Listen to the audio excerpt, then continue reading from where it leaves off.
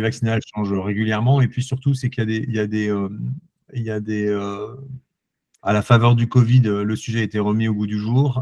Et puis, la manière de pouvoir bénéficier de vaccins est en train d'évoluer, puisque les paramédicaux sont mis aussi à l'épreuve en ce qui concerne ce point-là. Donc, il nous était apparu extrêmement intéressant de voir comment, à travers la téléconsultation, on puisse favoriser les politiques vaccinales et faire en sorte que les patients qui nous font confiance et qui vous font confiance puissent être protégés contre les maladies accessibles à la vaccination.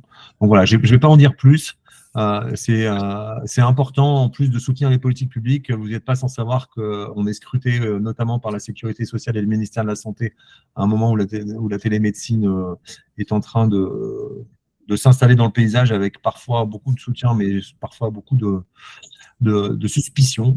Et donc, je pense que c'est important aussi de montrer que nous faisons œuvre d'accès aux soins, de qualité des soins et d'intérêt en termes de santé publique et d'amélioration de la santé publique dans ce pays. Et les politiques vaccinales en sont un des piliers.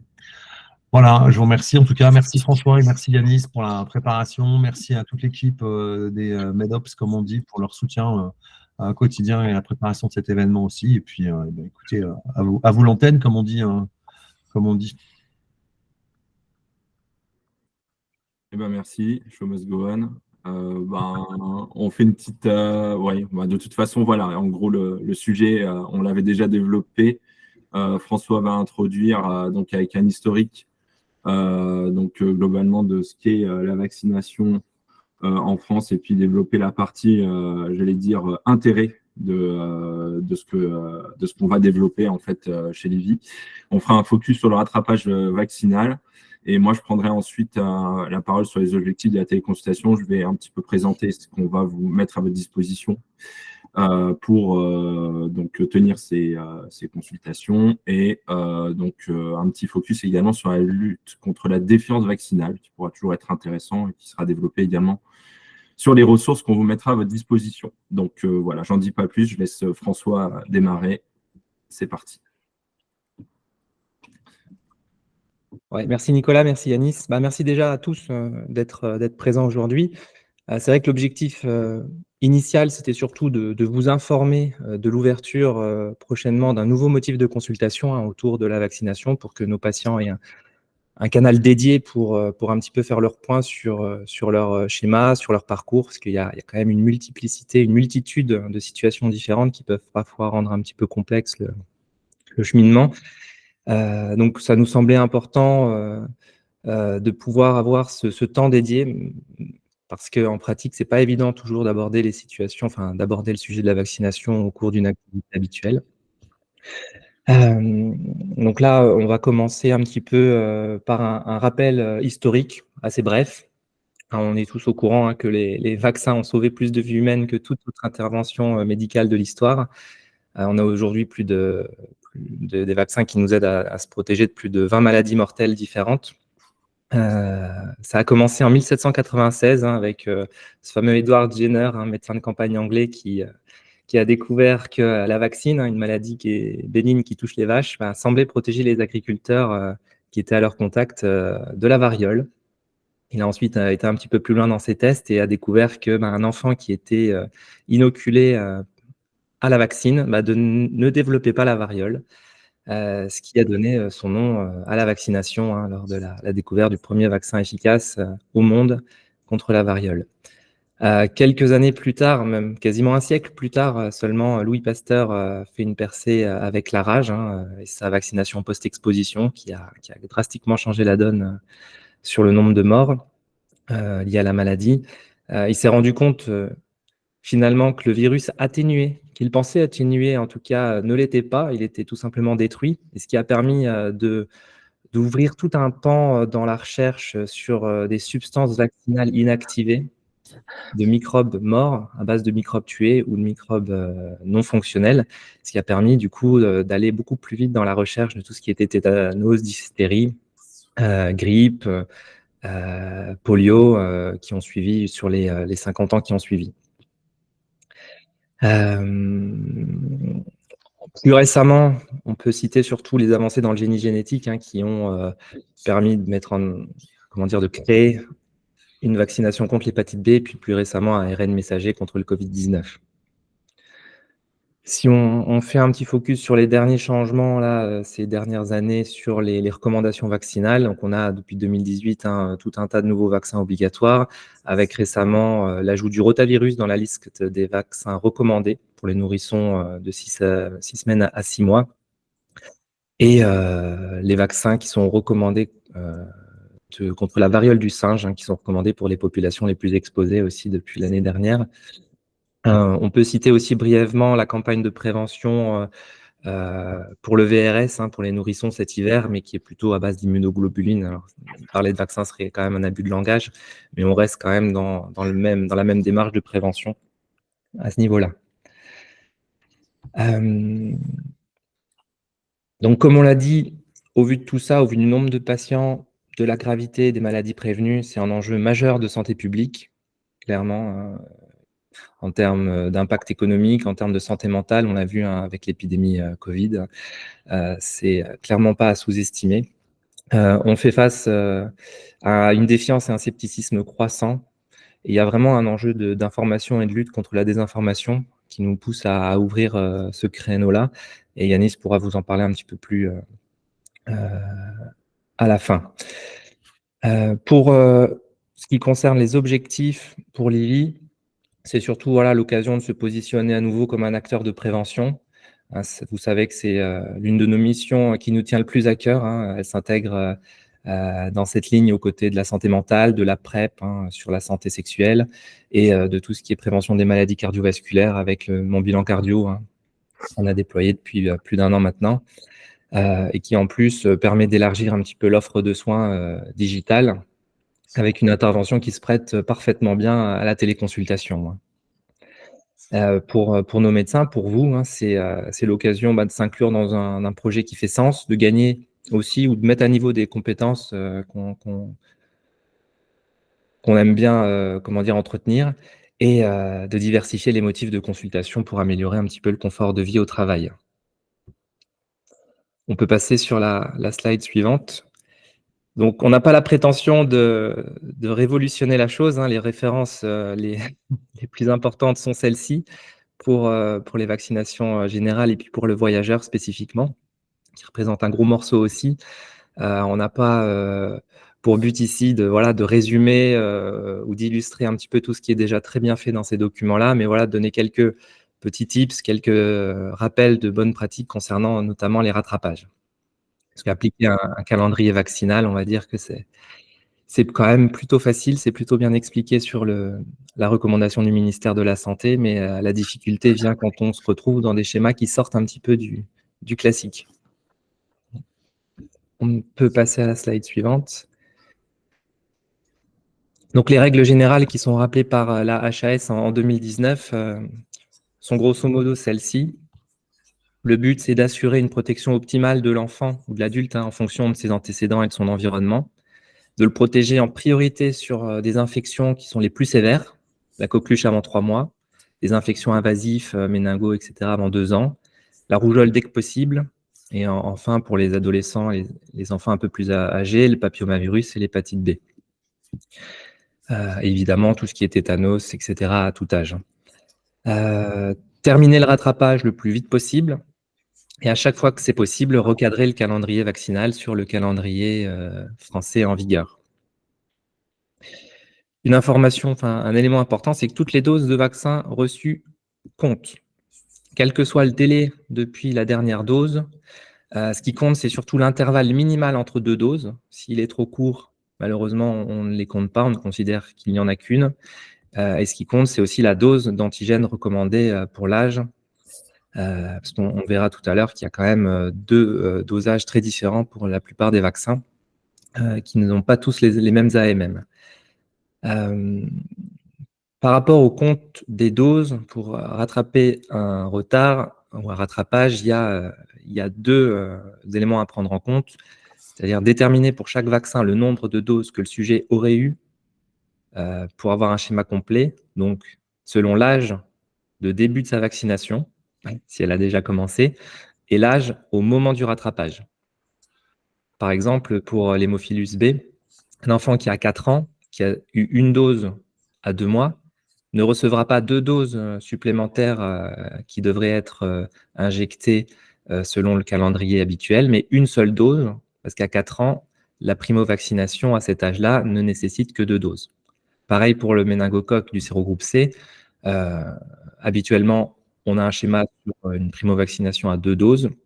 À cet âge-là, après 2 mois, enfin après 12 mois, une seule dose suffit pour la vaccination initiale. À respecter ou à privilégier, c'est l'utilisation de vaccins combinés, évidemment, hein, pour limiter le nombre d'injections. On peut aller jusqu'à 4, voire 5, selon les pays, injections par jour en même temps lors d'une séance de vaccination, mais évidemment, ça dépend de la relation avec le patient et puis de sa tolérance, hein, à prendre en compte avant tout. Dans ces cas-là, s'il y a plusieurs injections simultanées, on les espaces de 2,5 cm, en privilégiant les deltoïdes chez les grands enfants et les adultes, la face antérolatérale de la cuisse chez les nourrissons, et jamais dans la fesse. Petite particularité pour le BCG, si on le vaccine, si on l'injecte sur un membre, on n'utilise pas le même membre pour les 3 mois suivants. Concernant les délais entre différents vaccins, alors c'est beaucoup plus simple qu'on aurait tendance à le penser, c'est que tous les vaccins tous les vaccins atténués ou vivants peuvent être administrés le même jour ou à n'importe quel intervalle. Il n'y a pas de problème de ce côté-là, à l'exception évidemment des vaccins vivants entre eux, qui eux, soit peuvent être administrés le même jour, soit à 4 semaines d'intervalle. On verra un tableau tout à l'heure qui permet d'y voir un peu plus clair. Il y a quelques cas spécifiques qui ne sont pas fréquents, mais qui peuvent arriver en cas de co-administration d'un vaccin contre la fièvre jaune et d'un vaccin contre le RER. Là, on respecte un délai minimum de 4 semaines. Il n'y a pas d'injection simultanée. Et le BCG étant un vaccin bactérien vivant, ces règles ne s'appliquent pas, hein. On le fait toujours séparément. Concernant les contre-indications médicales, les contre-indications définitives sont quand même extrêmement rares, hein. On a principalement les allergies graves à un vaccin donné ou alors les syndromes de Guillain-Barré dans les 6 semaines qui suivent une administration. Pour les vaccins vivants atténués, c'est surtout les problèmes d'immunodépression congénitale ou acquise, hein. Les grossesses, surtout, qui va être RER, varicelle, BCG, évidemment pas chez la femme enceinte. Évidemment, de toute façon, pour tout le reste, hein, il y a la RCP de chaque vaccin disponible sur les bases de médicaments à prendre en compte. Des petits rappels généraux. Il n'est pas considéré comme dangereux d'administrer des vaccins à une personne éventuellement déjà immune vis-à-vis d'une maladie. Un rattrapage vaccinal donc, est souvent indiqué en cas de statut inconnu. On verra tout à l'heure que quelques sérologies peuvent quand même nous aider à y voir plus clair, parce qu'on peut avoir quelques cas d'hyperréactogénicité accrue en cas d'administration de vaccins tétaniques ou antidiphthériques, alors que le patient était déjà immunisé. C'est peu fréquent, ça n'entraîne pas de complications, mais c'est toujours désagréable.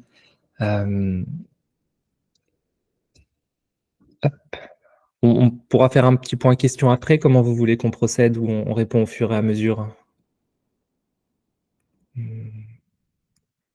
On peut regrouper les questions, je pense, sauf si vraiment il y a quelque chose de chaud. Je pense qu'on les regroupera sur la fin. Ça marche. On fait comme ça, on va verra après. Entendu. Ok. Ça marche. Et puis, le dernier point de la diapo, c'était surtout sur les différents dosages des vaccins. Il y a pas mal de différences en termes de dosage, hein, qui vont de x3 à x10 sur la coqueluche, la diphtérie, le tétanos. Donc, il est évidemment pas indiqué d'utiliser des vaccins faiblement dosés pour des primo-vaccinations, quel que soit l'âge, et ils ne doivent pas être utilisés. Les vaccins fortement dosés ne sont pas utilisés généralement pour l'adulte et les vaccins faiblement dosés ne sont pas utilisés chez l'enfant avant 6 ans ou pour toute primo-prescription, enfin primo-vaccination. Donc là, sur la diapo suivante, on a donc la différence de dosage des différentes toxines par rapport d'un côté à un Frix Tetra et Tetravac, qui sont eux beaucoup plus dosés pour tout ce qui est donc primo-vaccination, et le Boostrix et le Repevax qui sont vraiment dédiés au rappel à terme plus tard. On a 4 catégories de vaccins différents, donc les micro-organismes entiers tués, les antigènes simples, les vivants viraux et les bactériens. On peut passer à la suite. On a principalement 2 sérologies qui peuvent être utiles dans le cadre du rattrapage vaccinal. La première, c'est l'hépatite B. En gros, en cas de doute sur une vaccination antérieure, la recommandation, c'est de faire une dose de vaccin hépatite B et de contrôler la sérologie avec le dosage des anticorps anti-HBs 4 à 12 semaines après l'injection. Cas particulier pour le patient qui vient d'un pays ou d'un milieu à forte prévalence. À ce moment-là, c'est quand même intéressant de faire une sérologie initiale complète avec le dosage des anticorps anti-HBs, anti-HBC et les antigènes HBS, ce qui nous permettra d'établir un petit peu la conduite à tenir. Si on a une présence d'anticorps anti-HBS et d'anti-HBC, donc on sait qu'il y a eu une exposition antérieure, à ce moment-là, pas de vaccination nécessaire. Si on a des anticorps anti-HBS supérieurs à 100 milliunités par millilitre, on sait que le patient est protégé, pas de vaccination. Si on a un dosage entre 10 et 100 milliunités, on considère que le patient a été vacciné, mais on ne sait pas forcément si on considère qu'il a été vacciné et protégé. Par contre, si elle est inférieure à 10 milliunités, à ce moment-là, il y a eu déjà un contact avec un vaccin, mais la protection au long terme n'est pas forcément acquise, donc on refait une injection à ce moment-là. Suivant le contrôle sérologique, on a 2 conduites à tenir. Soit on a un taux d'anticorps anti-HBs suffisant et à ce moment-là, on ne va pas plus loin, on s'en tient là, si c'est supérieur à 100. Si c'est entre 10 et 100, on considère qu'il est protégé, mais on le remet sur un parcours quand même 6 mois plus tard pour un rappel. Et si le dosage est inférieur à 10 000 unités, on considère que le patient n'avait jamais été vacciné auparavant et donc il lui faudra un schéma vaccinal complet. La deuxième sérologie utile, c'est la diapo suivante. Sur le tétanos. Donc, aux urgences, c'est pratique courante d'aller vérifier ça en test rapide. C'est pas si fréquent que ça d'avoir quand même une situation où la personne n'est pas vaccinée du tout. En gros, la conduite à tenir, c'est toujours un dosage post-vaccinal, c'est-à-dire qu'en cas de doute, on fait quand même une injection et on interprète la sérologie 4 à 8 semaines après la dose. Si la réponse est supérieure à 1 unité, on dit que le patient a été vacciné. Et donc, c'est bon, on s'arrête là. Si la réponse est inférieure à 0,1, à ce moment-là, on continue le programme de rattrapage complet.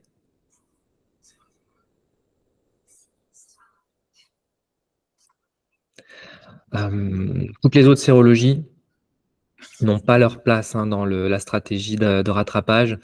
On a quelques sérologies, quelques situations particulières pour l'hépatite A et la varicelle, notamment chez les femmes enceintes ou autour de la grossesse. Mais la plupart, rubéole, diphtérie, rubéole, rougeole, oreillon, n'ont pas leur place en situation de rattrapage. Petit mot sur la situation d'un adulte jamais vacciné. Ça peut paraître assez complexe en apparence parce que, comme on l'a dit, les vaccins fortement dosés pédiatriques n'ont pas l'AMM chez l'adulte, mais les vaccins faiblement dosés de l'adulte n'ont pas l'AMM en primo-vaccination. Donc, en gros, c'est à moduler selon le contexte. Premier cas, soit on a la quasi-certitude que le patient n'a jamais été vacciné. À ce moment-là, on recommande quand même de pratiquer un vaccin pédiatrique, un Fanrix Tetra ou Tetravac, qui a plus qui est plus à même d'induire une réponse immunitaire suffisante. Si par contre on a un doute sur l'existence d'une ancienne vaccination, c'est le cas le plus fréquent, on fait une injection de vaccin adulte mini-dosée et on fait les sérologies à interpréter à distance.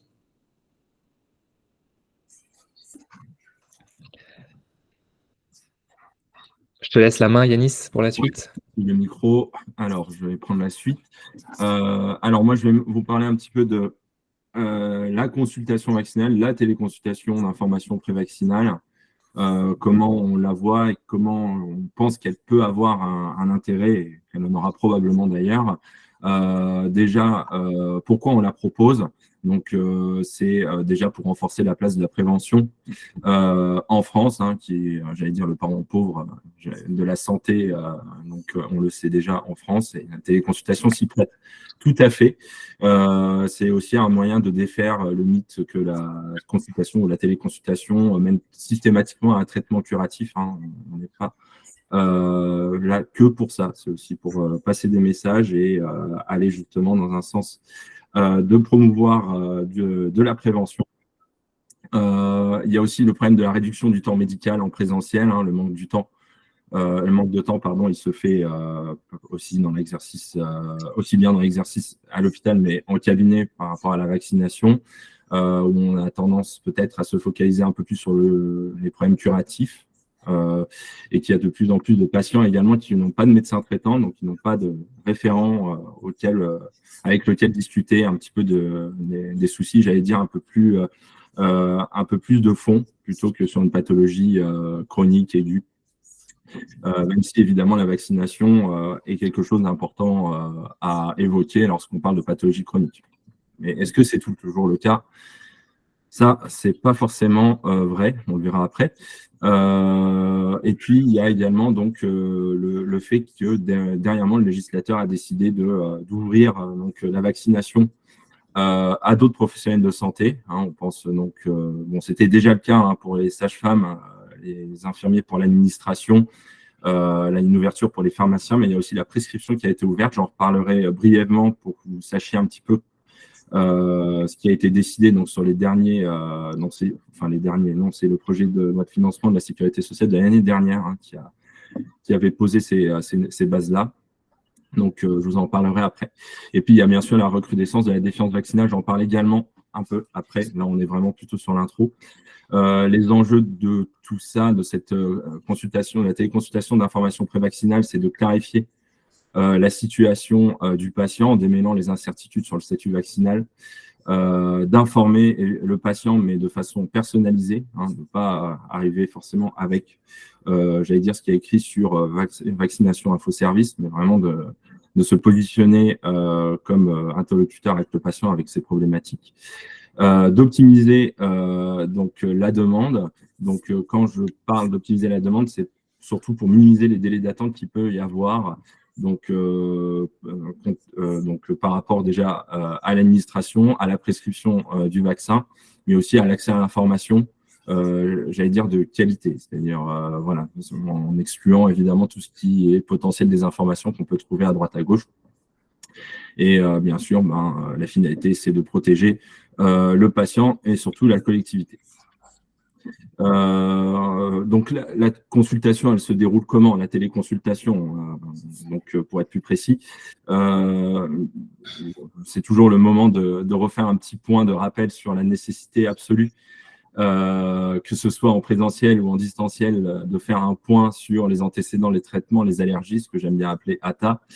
Donc à consulter sur le dossier, à remplir et à demander si ça n'a pas été fait, mais toujours très important de refaire un point là-dessus avec les patients, que ce soit pour la vaccination ou pour le reste. Le statut actuel, je parle particulièrement en fait de la grossesse, hein. Il nous est déjà arrivé d'avoir des prescriptions qui n'étaient pas adaptées dans le cadre d'une grossesse en cours. La vaccination, c'est pareil, il faut poser la question pour savoir si elle est légitime, si elle a sa place au moment de la consultation. Donc, c'est pas parce que une patiente ne vous livre pas l'information que ce n'est pas le cas. Donc, n'hésitez pas à reposer la question. Pour le reste, donc la situation vaccinale, pour faire le point, donc c'est simple, hein, on pose la question du statut vaccinal tel que le patient l'apporte, hein, c'est-à-dire que soit c'est sur un carnet de santé, un carnet vaccinal, ou alors par sa connaissance, en tout cas de ce qu'il sait des injections qu'il a eues, parce que malheureusement le suivi de tout ça est un petit peu décousu, particulièrement à l'âge adulte, hein. Le carnet de santé est souvent bien suivi, jusqu'à qu'ils disparaissent dans un tiroir. L'historique vaccinal, donc c'est poser les questions de ce qui s'est passé lors des précédentes vaccinations, de préciser quels vaccins ont été éventuellement mis, enfin en tout cas injectés lors des précédentes consultations. Bon, le patient n'est pas censé savoir si on lui a injecté plutôt un Révaxis ou autre chose, mais si l'information est trouvable, c'est toujours intéressant de l'avoir, de connaître les connaissances sur le vaccin et la pathologie qu'il prévient, ce vaccin. Donc, ça permet aussi d'amorcer la discussion sur les risques imputables de laisser une pathologie infectieuse se développer. Donc, ça paraît important, mais pour un petit peu jauger l'importance en fait de la vaccination et de répondre aux questions du patient, évidemment. Donc, ça fait plus office, j'allais dire, d'une écoute active, d'un entretien motivationnel. Je reviens un petit peu plus tard. À l'issue d'une téléconsultation, menée après la discussion avec le patient, ce qui va se passer, c'est que globalement, il va falloir choisir en fonction de la situation le vaccin qui va correspondre au schéma à compléter. Donc, il faut s'assurer de la bonne compréhension, évidemment, de ce que le vaccin va prévenir, pardon. Et puis également des réactions secondaires classiques et des contre-indications qu'il peut y avoir à ces vaccins-là. Donc, il faut que le patient puisse réagir, hein, en rappelant éventuellement des contre-indications formelles qu'il peut y avoir. Hein. Je pense à une forte immunodépression sur des vaccins vivants atténués, par exemple. Ça, il faut savoir bien le signaler parce que le patient, vous ne le connaissez pas sur une téléconsultation. Donc, soyez bien informés de tout ça.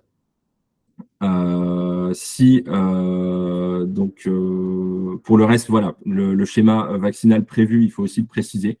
Donc, il est important de rappeler qu'une injection, c'est parfois pas suffisant dans certains schémas vaccinaux.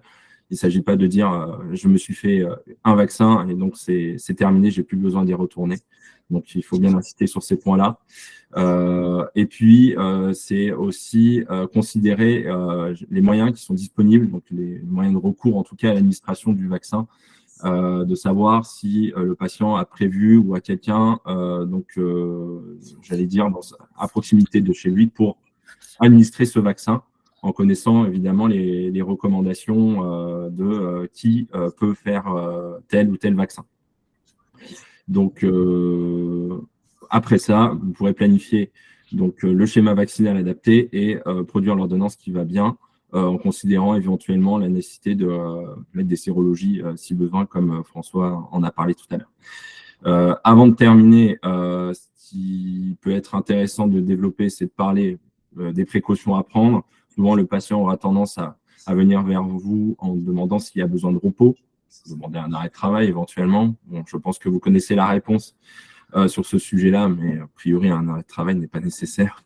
Sur une vaccination, le mythe du paracétamol, le dogme, le mythe, c'est peut-être pas ça, mais en tout cas, je ne sais pas ce que vous en pensez, le paracétamol avant le vaccin. Moi, j'ai tendance à dire que ce n'est pas franchement nécessaire. Je pense qu'il vaut mieux être partisan de suggérer sa prise que si effectivement il y a de la fièvre ou une douleur au point d'injection, donc après injection. De rappeler des signes d'alerte, mais là-dessus en étant un peu prudent, hein, parce que même si c'est toujours utile de les signaler, il ne faut pas que ce soit le moment de glisser la phrase qui fait peur au dernier moment si vous aviez un patient qui était un petit peu sur la défensive. Voilà, ce qui est important, c'est de rester transparent, mais de ne pas faire peur. Et puis, si nécessaire, derrière, de fournir donc des éléments complémentaires comme les fiches conseils, carnet de vaccination, s'il n'y en avait pas, un courrier d'adressage pour le professionnel de santé qui vaccinera. Donc voilà, il y a quand même des choses qui peuvent être fournies aux patients pour compléter l'intervention. Je ne sais pas, c'était un message, hein. On lira après, je vais continuer à avancer. En résumé, qui peut vacciner en France? Très grossièrement, donc comme je l'ai dit, ça a été décidé en fin d'année dernière, en 2022. Pour les vaccins présents en gros sur le calendrier vaccinal simplifié, celui que vous connaissez tous, qui a été présenté sur une slide de François au tout début. Donc, en gros, évidemment, les médecins peuvent prescrire et administrer tous les vaccins dans toutes les circonstances et tous les âges. Voilà, nous ne sommes plus seuls dans cette situation. Il y a quand même des petites exceptions pour les autres professionnels de santé. C'est que les sages-femmes peuvent faire exactement pareil, sauf en cas d'immunodépression. Donc, il faut considérer toutes les pathologies également type diabète, BPCO par exemple, ou insuffisance d'organes, hein, qui peuvent être considérées comme des pathologies immunosuppressives. Donc, plutôt aller voir un médecin dans ces situations-là. Donc, ça réduit quand même fortement le champ pour des personnes qui ont un âge plutôt avancé. Par rapport aux pharmaciens, donc c'est pas tous les pharmaciens qui peuvent le faire. A priori, ils sont censés être formés. Alors, j'ai fait des recherches sur les formations. Je n'ai pas trouvé grand-chose pour le moment. Donc, sachez que ce qui est important, c'est que si un patient vous dit « je vais me faire vacciner chez mon pharmacien », demandez-lui d'appeler peut-être le pharmacien pour être sûr que le vaccin pourra être administré donc en officine. Et puis les infirmiers, donc désormais peuvent, ah oui, j'ai oublié de préciser pour les pharmaciens, donc c'est après 11 ans. Pour tout ce qui est en dessous de 11 ans, il n'y a ni administration ni prescription de possible. Les infirmiers, eux, par contre, peuvent administrer à tout âge et prescrire donc après 11 ans. Là-dessus, on se dit, c'est bien, tout le monde peut prescrire quasiment maintenant. Gardons à l'esprit que, voilà, en tant que médecin, on a été, j'allais dire, informé, baigné de beaucoup d'informations sur la vaccination, peut-être plus que certains autres professionnels, et que on a peut-être une connaissance un peu plus accrue des schémas vaccinaux, et que justement là-dessus on peut tirer notre épingle du jeu, quoi. C'est pas simplement sur le fait que on a la possibilité de vacciner tout le monde qu'il faut se dire que on va avoir finalement que les patients qui sont immunodéprimés qui vont venir chez nous. Non, il y a aussi donc le fait que notre vision peut-être un peu plus large du sujet permettra de donner des informations un peu plus pointues sur les problématiques, comme d'ailleurs François les a développées sur les problèmes de rattrapage, par exemple, sur les problèmes de sérologie, là, par contre, seuls les médecins pourront prescrire. Voilà, donc, ce qu'on a conçu derrière tout ça, à la direction médicale, c'est des ressources pour vous aider dans ces démarches. Donc, il y a une nouvelle recommandation Livy qui va être mise en ligne.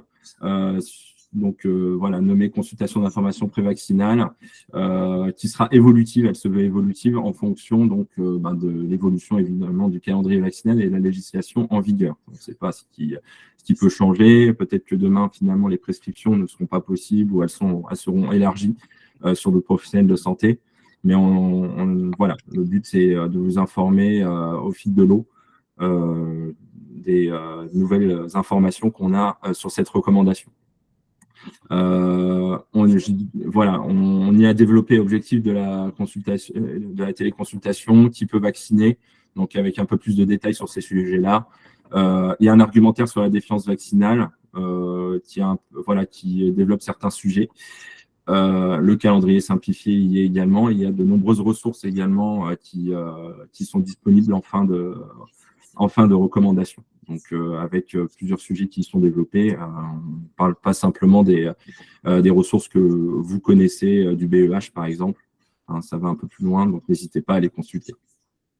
Et on met également donc une fiche conseil d'information prévaccinale à votre disposition à envoyer aux patients qui développent donc plusieurs points, pourquoi se faire vacciner, comment fonctionne un vaccin, qui peut vacciner, les effets secondaires habituels, et puis donner des conseils généraux, de rappeler la timeline vaccinale. Donc, en gros, c'est un calendrier encore plus simplifié.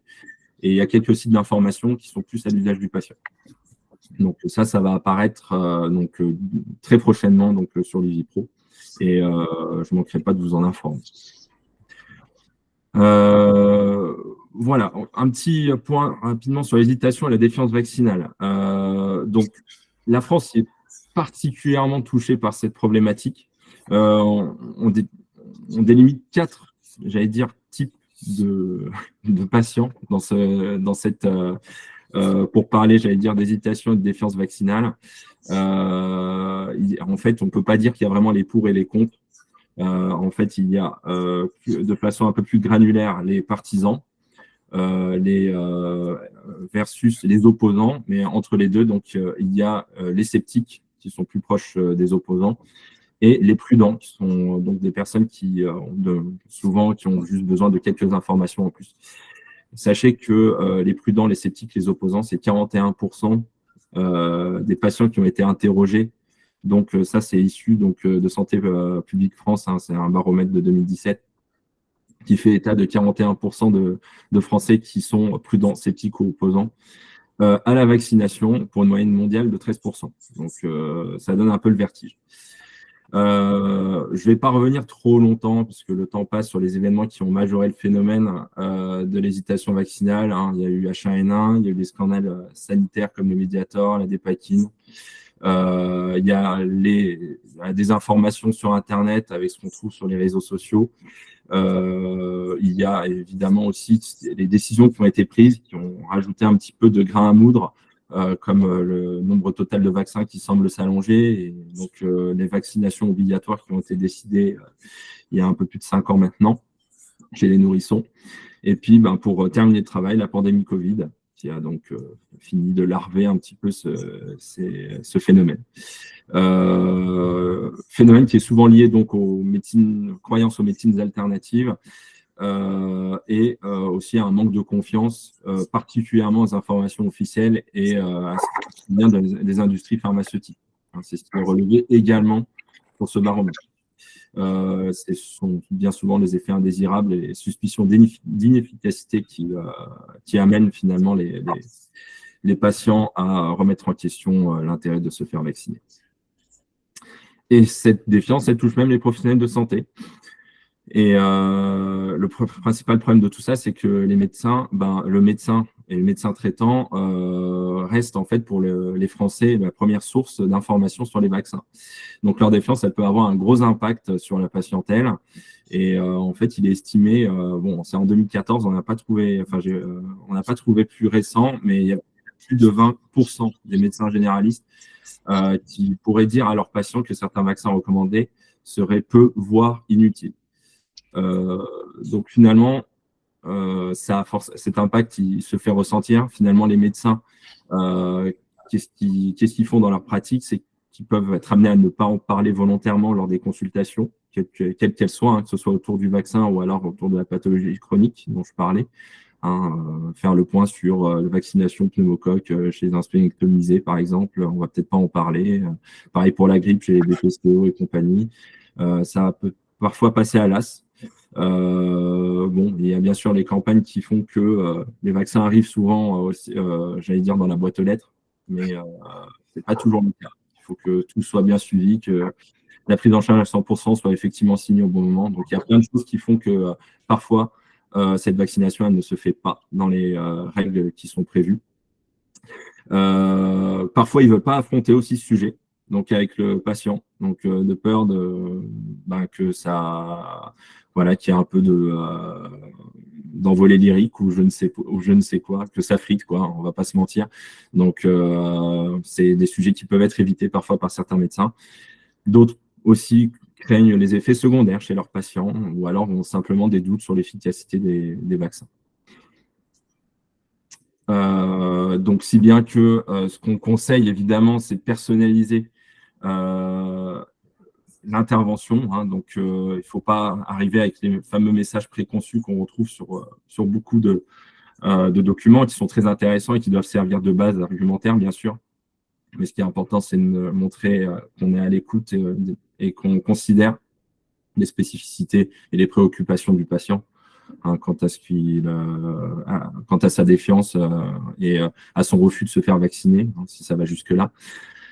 Ne pas le surcharger en informations. Hein, on est dans une ère d'économie de l'attention. Il y a beaucoup d'informations qui transitent. Il faut focaliser là où il y a justement des choses qui peuvent être changées sur la pensée du patient. Donc, pas besoin d'aller chercher des informations qui n'intéressent pas le patient. Je pense qu'il faut vraiment analyser et puis essayer d'argumenter sur ce qui peut être changé sur les pensées du patient.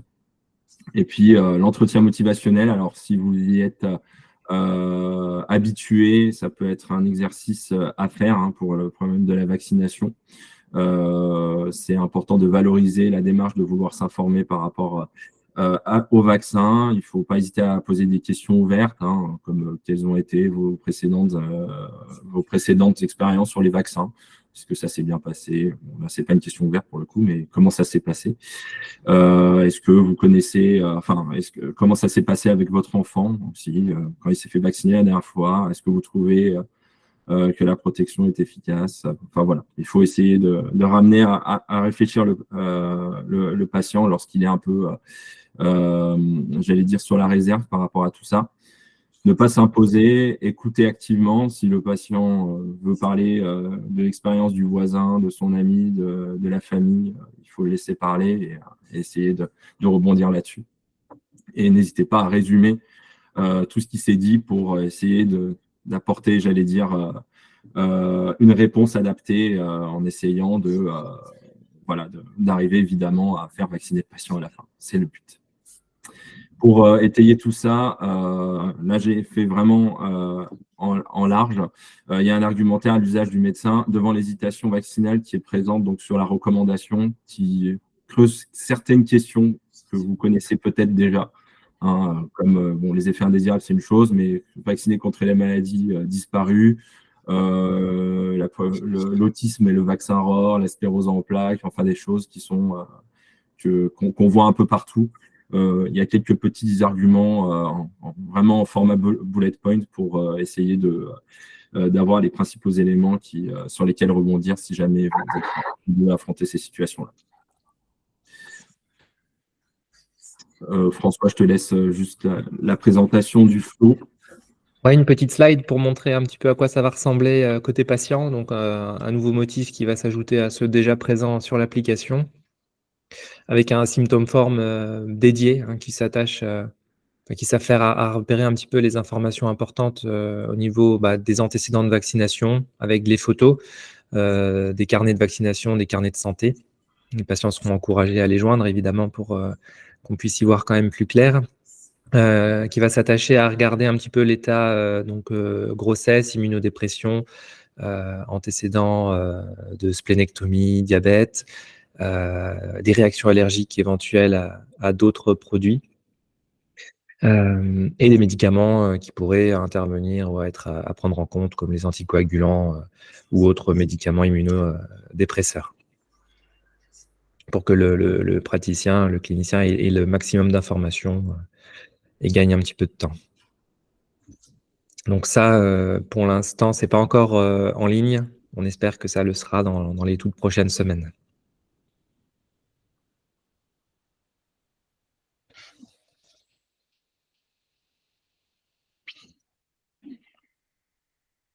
T'es mute, Yanis. Pardon, oui, donc je disais, j'avais mis des références complémentaires, du coup, vous les retrouvez sur le replay. Bon, c'est pas hyper pratique. Elles sont la plupart sur la recommandation en question. Donc, vous les retrouverez dessus. Voilà, je ne sais pas si il y avait des questions auxquelles vous voulez qu'on puisse répondre, faire des recherches. ou alors si quelqu'un veut intervenir, faire des remarques, ou quoi que ce soit. En tout cas, on est à votre disposition.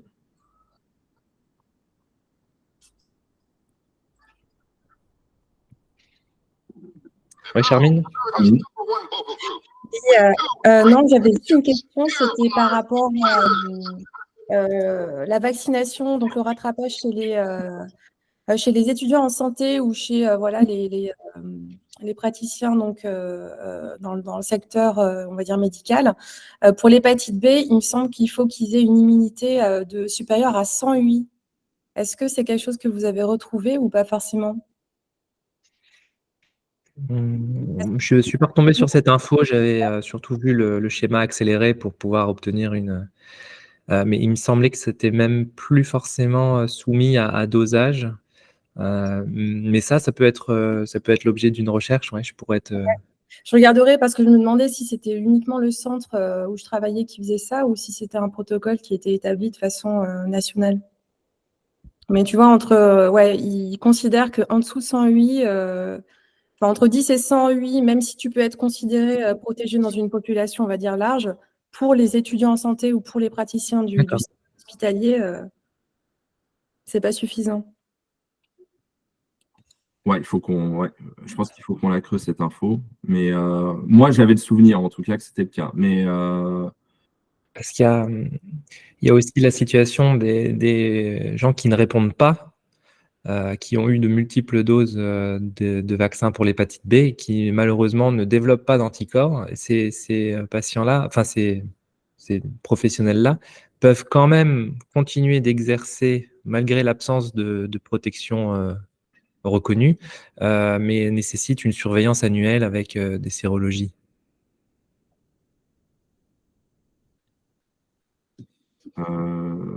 il y avait l'INSEE nous a mis un lien qui est intéressant. Là, je suis en train de regarder. Il faudra vaccinclick.com. Donc, n'hésitez pas à regarder dans les commentaires si ça vous intéresse. Et puis, on a des questions. On a Olivier Dupré, Nadine Brabouillet.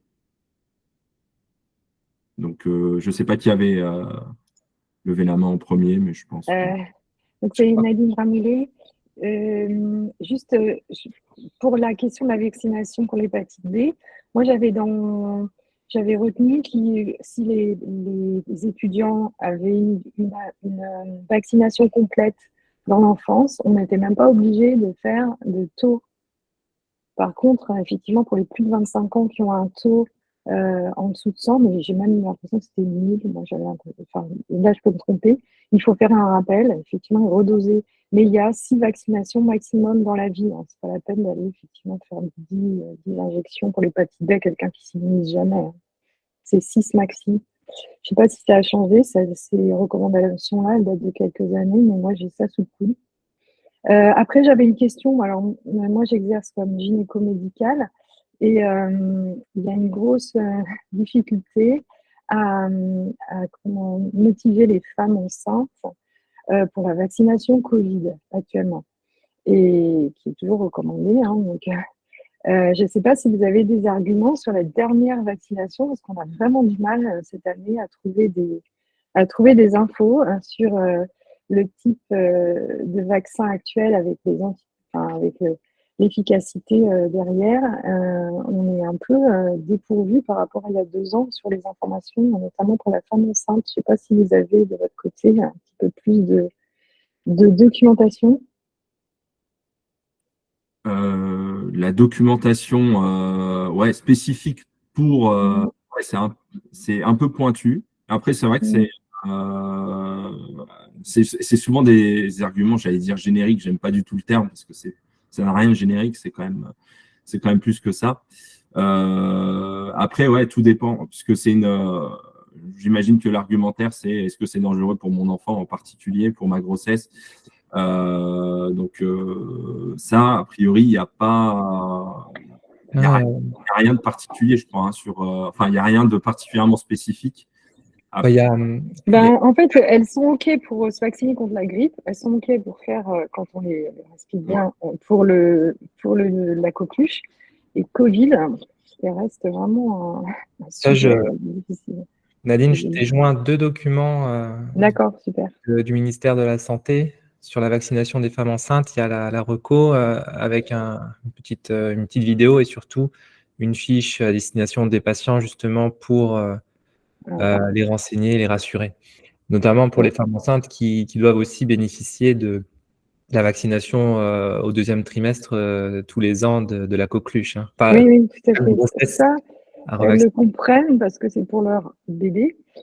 Covid, elles ont beaucoup plus de mal à. Enfin, moi, j'ai vraiment du mal à argumenter pour qu'elles soient OK, quoi. Bah, c'est le même argumentaire, j'aurais envie de dire, parce que dans tous les cas, c'est pour protéger le bébé. Hein. Bah oui, j'ai bien, mais même elles aussi, hein, enfin, pour Covid, il y a aussi leur Ouais, santé mais à elles. on va dire, c'est une Ouais. victime collatérale de la défiance dont Yanis parlait. Ouais.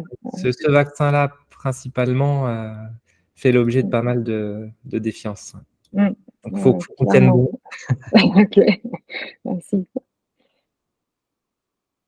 Olivier, je crois, avait levé la main. Ensuite, Ouais, merci. Vous m'entendez? C'est Ouais. bon? oui, j'entends Olivier. Ouais, super.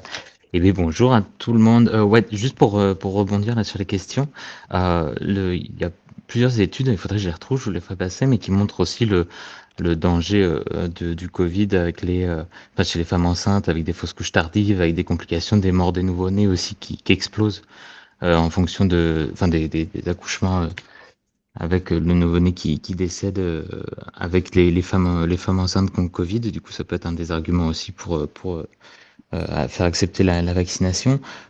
Sur l'autre question aussi, sur les professionnels de santé, moi aussi, j'avais cette notion de plus de 100. Et à vrai dire, à chaque fois que je fais des entretiens avec la médecine du travail, ils me demandent un taux de supérieur à 100 aussi pour l'hépatite B. Et enfin, du coup, mon autre réflexion, c'était par rapport à l'HPV. Alors, sur la santé sexuelle, je vais passer pour l'obsédé à rappeler toujours la santé sexuelle, mais ça me plaît. Du coup, déjà, pour juste rebondir, quand il y a un entretien PrEP, les vaccinations qu'il doit y avoir, c'est l'hépatite A, l'hépatite B, et les autres vaccinations dans le champ de la santé sexuelle, c'est donc le monkeypox, la variole du singe, là. L'HPV aussi a proposé, notamment chez les HSH, chez les hommes qui ont des relations avec les hommes, c'est remboursé jusqu'à 26 ans. Et aussi le méningocoque qui diminuerait de 30 à 40% les infections sur le gonocoque sur les dernières études. Ça, du coup, donc, il y a une nouvelle version là dans le dossier médical Livy où il y a on peut renseigner la vaccination et c'est super si on peut tous le faire, tous et toutes, c'est chouette et de le mettre à jour, surtout parce qu'il y a aussi des gens qui commencent un schéma PrEP et qui se font vacciner entre temps et du coup de le mettre à jour, c'est chouette. Sachant que du coup, si jamais les personnes sont vaccinées, a priori, il n'y a pas besoin de de redemander en fait les taux d'anticorps, ni l'hépatite B, ni l'hépatite A. Par rapport aussi à l'HPV, donc il y a une campagne de vaccination là, pour les élèves de 5e à travers la France, qui est quand même plutôt pas mal acceptée. On a fini là dans le centre où je suis, mais on a fini la première dose vaccinale et ça a été plus accepté que les prévisions, qui étaient à 25%. Nous, dans notre centre, on est plus à 30%. Et il y a aussi des parents qui vont changer d'avis et puis quand même faire vacciner leurs enfants. Donc même si en effet, je vous rejoins complètement sur le fait de la défiance vaccinale et cette spécificité française, c'est pas une fatalité quoi. Ça peut changer et c'est aussi le fait qu'on soit là, qu'il y ait des bons retours, que les choses vont changer. Et puis et par rapport à l'HPV, euh, enfin, un peu les acteurs de la santé sexuelle, on a un peu persuadé que ça va devenir obligatoire, quoi. Que ces campagnes de vaccination dans les 5e, enfin pour les élèves de 5e, en fait, c'est un peu un prémisse pour savoir si jamais ils peuvent la rendre obligatoire ou pas. Mais que proposer une vaccination, ça marche peu, en France encore moins. Du coup, je pense que a fortiori, ça deviendra obligatoire un jour. Donc, pas oublier l'HPV, c'est remboursé jusqu'à 19 ans chez les femmes, 26 ans chez les HSH. Sachant qu'il y a aussi, je suis désolé, je suis un peu long, mais il y a aussi du coup même des recommandations dans d'autres pays, mais qui viennent de plus en plus en France, pour notamment faire une vaccination thérapeutique aussi HPV, même en post-conisation. Jusqu'à 45 ans, en fait, ça permet d'éviter de diminuer franchement les taux de récidive, quoi. J'en ai fini, merci beaucoup. Merci Olivier. Merci beaucoup. Super Merci. intéressant ce focus. C'est vrai que le thème est vachement large. Il y a tellement de vaccinations et tellement d'intérêts que c'est difficile de tout évoquer en 1 heure, mais celui-ci était quand même nécessaire. Merci. Est-ce qu'il y a d'autres questions? Je crois que non. Oui. On arrive en plus à la fin de l'heure. Ouais, tout à fait. Ouais, donc je pense que c'est un peu compliqué pour la suite. On s'était dit si on allait trop vite, il y avait quelques exemples, mais j'ai l'impression que plus on essaye d'expliquer à l'oral comment régulariser un schéma vaccinal, plus c'est compliqué. Donc là, si on a fini l'heure, je pense qu'on peut Il s'arrêter y a là. encore une question de Marceau, François, dans le chat. Ah, j'avais pas vu. Elle vient d'arriver. Y a-t-il des études pour vacciner après 19 ans les patients ayant eu pas encore de rapport? Olivier, Ouais, je peux me permettre. Ouais. En fait, donc concrètement, il y a toujours l'AMM, c'est plus remboursé. Alors quand c'est des filles, c'est jusqu'à 19 ans. Pour les hommes qui ont des relations avec des hommes, c'est jusqu'à 26 ans remboursé. À vrai dire, on va pas demander, enfin la Sécu va pas demander à savoir si c'est des HSH ou autre. Donc concrètement, je pense qu'il faut retenir pour les femmes, c'est jusqu'à 19 ans, pour les hommes, c'est jusqu'à 26 ans, même si en fait l'idée c'est d'avoir une protection vaccinale avant ou avec un nombre le plus limité possible d'activités sexuelles, quoi. On part du principe que à partir d'un certain âge, à partir d'une certaine activité sexuelle, d'un nombre de partenaires différents, on rencontrera forcément les HPV, même les oncogènes, mais que on arrivera à s'immuniser par rapport à ça. L'intérêt de la vaccination HPV, c'est avant qu'il y ait un contact potentiel avec une souche oncogène, de pouvoir en être immunisé et de ne pas l'avoir. Donc concrètement, une personne qui a plus de 19 ans ou plus de 26 ans et qui a eu peu ou pas d'activité sexuelle, il y a totalement une indication pour la vacciner. En Angleterre, c'est jusqu'à 45 ans, hein, les vaccinations HPV. Hein. Là, ici, c'est des règles un peu arbitraires parce que ça coûte cher. Et le problème, c'est que c'est plus remboursé. Donc, une des solutions, ça peut être de les adresser à des Cégides. Il y a des Cégides qui ont des fonds propres vaccinaux et qui vaccinent. Alors moi, dans mon Cégide, du coup, je vaccine très très volontiers des personnes, quel que soit l'âge, mais du coup avec les fonds avec les fonds du Cégide, quoi. Sinon, ou alors il faut le faire payer en prévenant que ça ne sera pas remboursé, sachant que c'est 136 € la dose et qu'il en faut 3. Voilà. Ouais. Merci beaucoup, c'est hyper clair. Super détaillé. Il y avait juste un retour avant qu'on se quitte là sur Sophie nous a partagé une source donc sur vaccination info service par rapport au titre d'anticorps anti-HBS. Donc voilà, c'est bien au-dessus de 100 unités internationales par litre qu'on est considéré comme immunisé. Voilà. Après, entre 10 et 100, donc voilà, ça dépend donc de l'anticorps anti-HBC comme d'habitude, mais entre 10 et 100, donc voilà, ça prouve qu'effectivement le patient, si on peut, en tout cas le professionnel de santé est porteur de l'antigène HBS, mais que voilà, il est possible que ce soit aussi dû simplement à une infection réelle. Donc voilà, à voir selon le contexte. Mais considérer que c'est 100 unités internationales par litre pour une immunisation effective. Ça marche. Nickel. Bon, écoutez, je pense que on va s'arrêter là. Merci à tous et à toutes d'être venus. C'était très intéressant de partager, de se poser des questions sur la fin. Là. J'espère que le contenu qu'on va vous mettre à votre disposition vous permettront d'avoir des informations complémentaires et que ça vous permettra d'être, j'allais dire, plus à l'aise encore lors de vos interventions auprès des patients pour la vaccination en présentiel comme en distanciel. Donc, N'hésitez pas en tout cas à revenir vers nous pour enrichir ce contenu. Et à la revoyure, j'ai envie de dire. Merci encore. Ouais, merci à tous. Merci de votre présence. À bientôt. Au revoir. Au revoir. Merci.